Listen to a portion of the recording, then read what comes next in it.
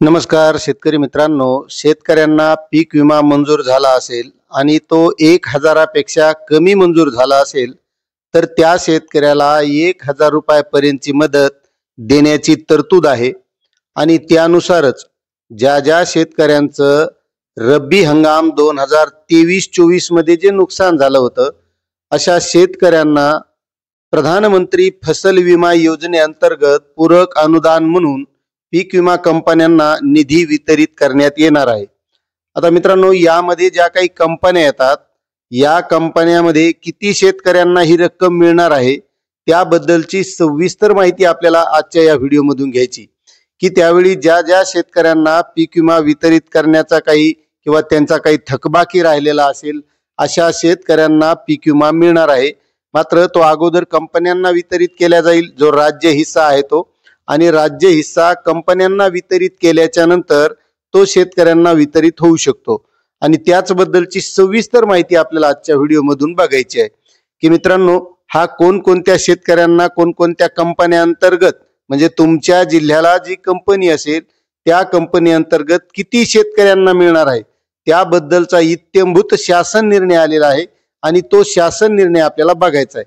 मात्र तुम्हाला तत्पूर्वी एक विनंती आहे, तुम्ही जर आपल्या चॅनलवर नवीन असाल तर चॅनलला सबस्क्राइब करा, व्हिडिओला लाईक करा आणि ही माहिती प्रत्येक शेतकऱ्यापर्यंत शेअर करा।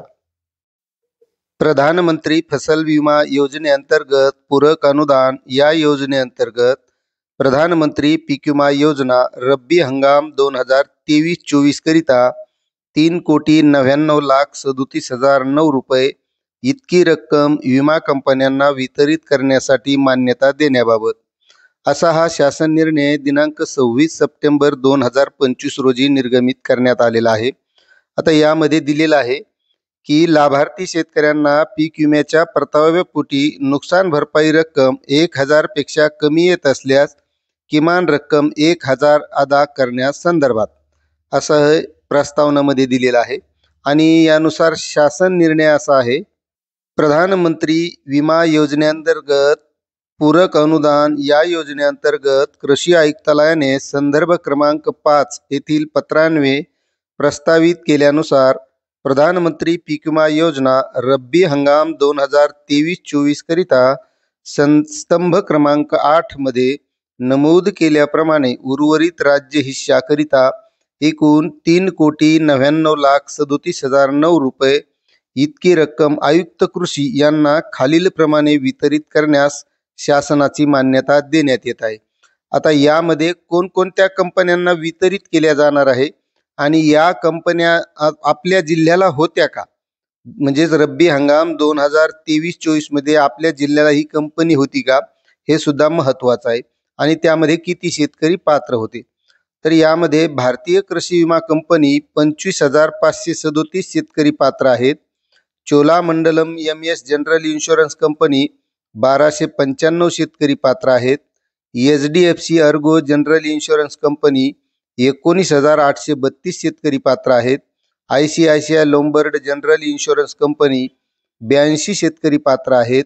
ओरिएंटल इन्शुरन्स कंपनी लिमिटेड या कंपनी अंतर्गत 24,458 शेतकरी पात्र आहेत।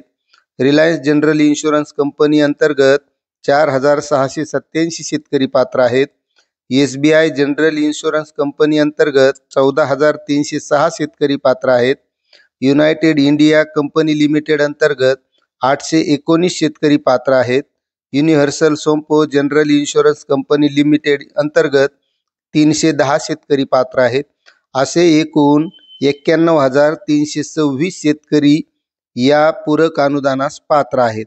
आता मित्रांनो, त्यावेळेस तुमचा जर पीक विमा थकीत राहिलेला असेल तर या शासन निर्णयाअंतर्गत तुम्हाला नक्कीच पीक विमा मिळू शकतो।